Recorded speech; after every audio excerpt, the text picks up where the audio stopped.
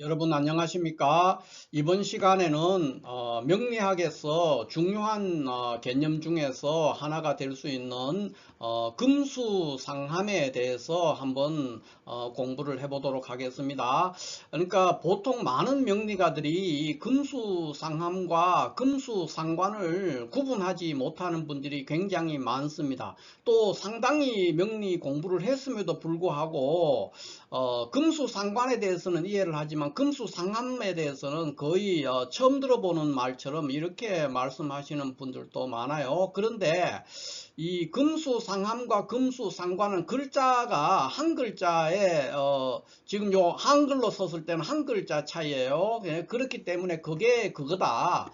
같은 의미로도 이해를 하면서 그 개념을 구분하지 않으려고 하는 경향이 있는데 이것은 굉장히 명리를 공부하는 사람으로서는 이렇게 되면 명리를 깊이 있게 공부를 할 수가 없게 돼요. 그래서 오늘 제가 이게 기초용어지만은 금수상함과 금수상관이 어떤 차이가 있는가를 구분을 함으로써 궁극적으로는 이 금수상함에 대해서 공부를 하는 그런 시간이 되겠습니다. 그러니까 금수상관이란 말은 어찌됐든 많이 듣게 돼요. 그래서 이 부분에 대해서는 금수상관에 대해서는 다음에 따로 공부를 하는데 오늘은 주로 금수상함이 무엇이냐 하는 것을 이해하기 위해서 그 이해를 위한 보조적인 개념과 수단으로서 금수상관을 제가 비교함으로써 금수상함의 의미를 좀 더 투명하게 또 확실하게 이해를 할 수 있는 그런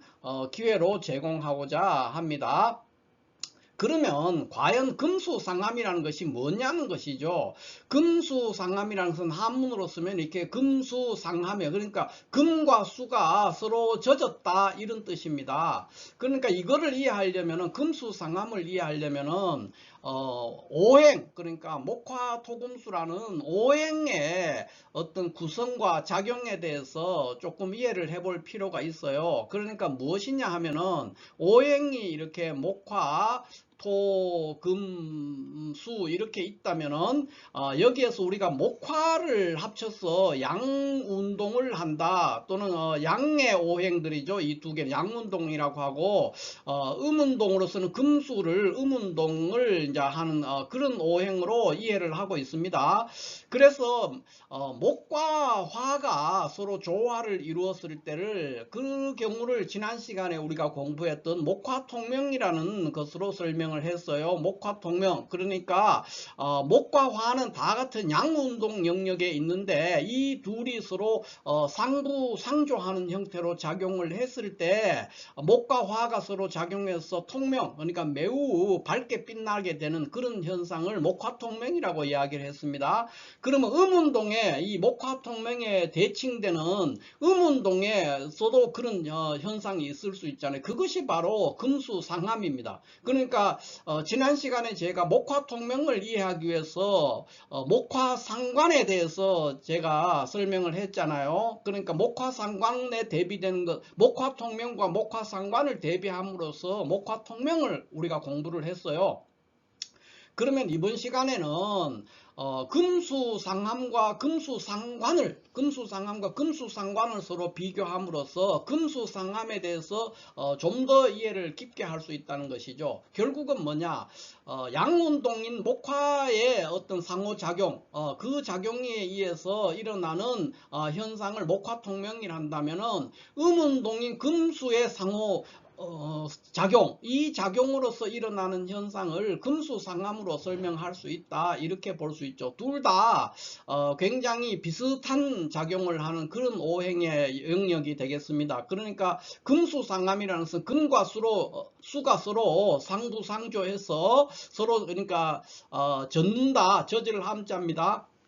그렇게 되니까 굉장히 금수상함과 목화통명은 비슷한 성정을 보이게 됩니다. 그러니까 이것이 이제 무조건 뭐 금수상함이라고 했을 때 보통 금수상함이라면은 가을금이죠. 추금에서 일어날 수 있는 거거든요. 금과 수의 작용이기 때문에 그렇습니다.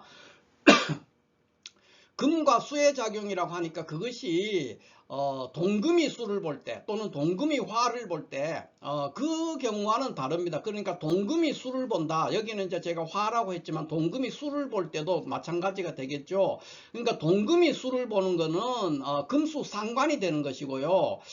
추금이 수를 볼 때를 금수상함이라고 합니다. 그러니까 무조건 금이 수를 보거나 화를 보면 그렇게 성립되지 않습니다. 그러니까 동금이 수를 보거나 이제 동금이 화를 볼 때 그럴 때를 이제 금수상관이라고 얘기하는데, 정확하게는 뭐 금수상관이라는 것도 굳이 말하자면은 동금이 그 수를 볼 때를 얘기하겠죠. 그러니까 동금이, 제가 여기 화를 볼 때 이렇게 이제 구분을 조금 했지만 실질적으로 금수상관이라고 하면은, 순수한 금수상관이라면 동금이 수를 볼 때 이때를 금수상관이라고 할 수 있고요. 추금이 수를 볼 때는 금수상함이다 이렇게 표현을 합니다. 금수상함이 되면 무슨 일이 생기느냐, 목화통명과 매우 비슷한 현상을 보입니다. 그러니까 추금이니까, 추금이라는 것은 신월의 경금이나 신금이 되겠죠. 신유월에 태어나는 경신금 일간을 가지고 얘기합니다. 그러니까 신유월에 태어나는 경신금 일간이 사주에 수국이 있을 때, 그때를 우리가 금수상함이다 이렇게 얘기를 해요. 그러니까 단지 뭐 6월에 신금인데 천간에 뭐 개 이렇게 하나 있다고 해서 이거를 금수상함이라고 할 수는 없어요. 수국이 이루어져 있어야 돼요. 지지에서 그러니까 신자진 중에서 뭐 신자가 있든 또는 신진이 있든, 그러니까 수국에 삼합이 전체가 있든 또는 반합이 있든 수국이 이렇게 형성이 돼 있어야 돼요. 그래야만이, 그러면서 이제 천간에 이렇게 임계수가 있으면은 금수상함이 되겠죠. 그러니까 일단 최소한의 조건이 가을금인데, 추금인데 지지에서 수국을 이루고 있었을 때를 금수상함이다 이렇게 얘기를 하죠. 그럼 금수상함이 되면 무슨 일이 생기냐면, 사람이 금수상함의 격국을 이루는 사주라면은 굉장히 총명하고 또 예지적인 능력 이런 것들을 가지고 있기도 하고요. 또 굉장히 뛰어난 어떤 그 학문과 예술에 있어서 뛰어난 재능을 보이는 그런 성향을 보입니다. 그러니까 금수상함이 되면은 일단 사람이 매우 총명해요. 총명하고 또 예지적인 능력이 있어요. 예지적 미래를 내다보는 능력이죠. 그 다음에 굉장히 감성적이면서도 또 논리적인 면을 보입니다. 그러니까 우리가 보통 말을 팔방미인이에요. 그러니까 못하는 게 없는 것이죠. 굉장히 사람이 영리하고 총명하고 감성과 논리를 갖췄으니까, 다르게 말하면은 학문과 예술의 재능을 가지고 있는 사람이다 이렇게도 표현합니다. 그러면서 그 성정은 뭐냐, 금과 수가 작용해서 젖는 상태니까 굉장히 헌신적이에요. 헌신적이고 예지적인 능력이 있으니까 선각자의 면을 보입니다. 그러니까 보통은 이제 성직자라든가 또는 사회 봉사를 하는 어떤 그런 사람, 또는 계몽주의자 이런 사람이죠. 그러니까 리더예요. 리더에 아주 헌신적이고 자기 희생적인 어떤 리더의 모습을 보이는 것이 금수상함이다 이렇게 볼 수가 있어요. 그래서 목화통명도 마찬가지입니다. 목화통명도 이 금수상함과 같은 건데 금수상함보다 더, 그러니까 헌신적이고 선각자적인 면 이런 면을 보이게 됩니다. 자기 희생적인 모습을 보이는 아주 매우 총명한 어떤 앞서가는 지도자 뭐 이런 형태를 보이는 것이 목화통명과 금수상함인데, 목화통명이 더 그럴 수가 있죠. 목화통명은 자기 자신의 몸을 태워서 세상을 밝히는 어떤 그런 등불의 역할을 하는 그것이 목화통명이기 때문에 그렇습니다. 금수상함도 거기에 거의 못지않게 자기 희생적이고 헌신적이고 그리고 예지적인 능력을 갖춘 그런 사람이 됩니다. 다만 금수상함이 됐을 때는 이런 식으로 가을금, 그러니까 신유월이죠. 신유월의 경신금이 이렇게 수국을 이루면서 임수가 투간해 있는 요 상태가 실질적인 금수상함이 되고요.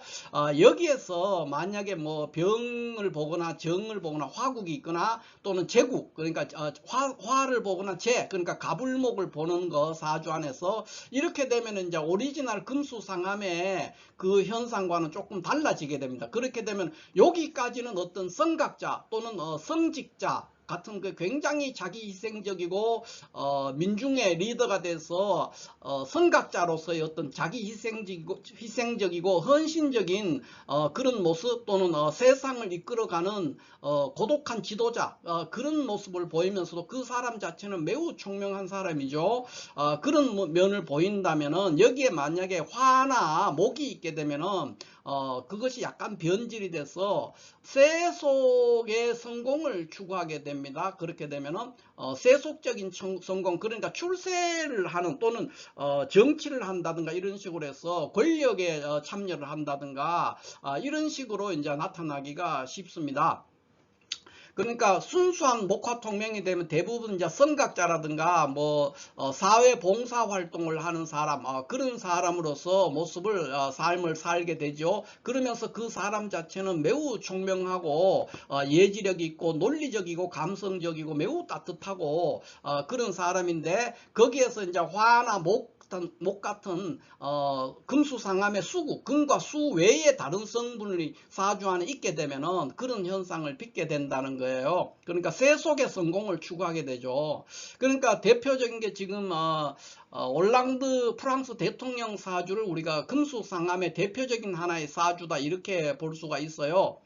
이거는 이제 이렇게 돼 있으면은 신월의 경금이니까 축음이에요. 축음이죠. 축음이 수를 볼 때 이때를 금수상함이라고 하고, 동금이 수를 볼 때 뭐 화를 볼 때도 마찬가지입니다. 동금이 수를 볼 때는 금수상관이라고 그래요. 금수상관. 이거는 이제 완전히 다른 거예요. 그 목화상관하고 같은 거죠. 상관격인 거고, 이것은 금수상함이나 목화통명은 걸록격에서 이야기를 할 수 있습니다. 걸록격이나 또는 양인격에서 일어날 수 있는 일이죠. 쉽게 말하면 그런 건데, 이 사람 같은 올랑드 프랑스 대통령 같은 경우는 신월의 경금이니까 걸록격에 임수가 투간했는데 여기 지금 신자합을 해서 수국을 이루었어요. 이랬는데 이제 이걸로 끝나지 않고 이 간목과 병화를 보니까 이 사람은 세속의 어떤 권력 투쟁 이런 거에 참여를 하게 됩니다. 그러니까 순수한 원래는 이제 금수상함이 맞는데 금수상함에서 부귀하게 됐지만은 다른 목이나 화, 그러니까 재관을 보게 됨으로써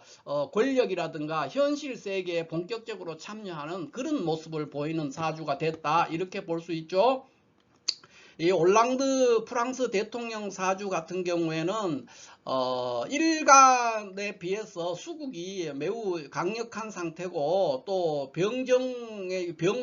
병화의 세력에 비해서는 수국이 더 강하기 때문에 사주에서 이 병을 돕는 운, 그러니까 이렇게 병정운이 오거나 목의 운이 올 때 더욱 발전할 수 있는 그런 운이 됩니다. 그래서 그러니까 이분이 지금 여기 무인데 현재 우리 나이로 한 72세 정도 됐어요. 그런데 지금 또 여전히 현실 정치 세계에서